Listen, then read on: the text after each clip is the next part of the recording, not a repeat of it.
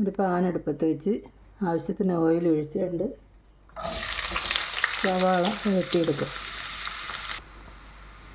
സവാള ഒന്ന് വാടി വന്നിട്ടുണ്ട്. അതിലേക്ക് 2 തക്കാളിയും കൂടെ ചേർത്ത് കൊടുക്കും.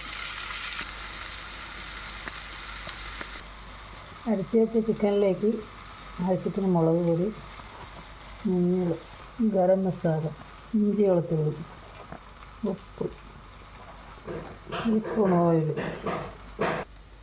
സവാളയും തക്കാളിയും റെഡി ആയിട്ടുണ്ട്. നമുക്ക് പാത്രത്തിൽ നിന്ന് മാറ്റി കൊടുക്കാം. നമ്മൾ ചിക്കൻ താണ്ട ഇതുപോലെ ഉരുട്ടിയെടുത്തിട്ടുണ്ട്. ഇനി നമുക്ക് വറുത്ത് കോരിയെടുക്കാം.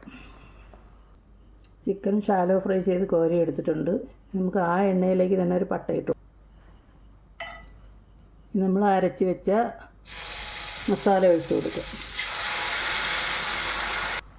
നമ്മുടെ കറി തിളച്ചിട്ടുണ്ട്. ഇനി ഇതും കൂടെ ഇട്ട് നമുക്ക് നന്നായിട്ട് വേവിച്ചെടുക്കാം. ഇതിൽ 2 പച്ചമുളകും കൂടെ ഇട്ടിട്ട് നമ്മുടെ കറി റെഡി ആയിട്ടുണ്ട്.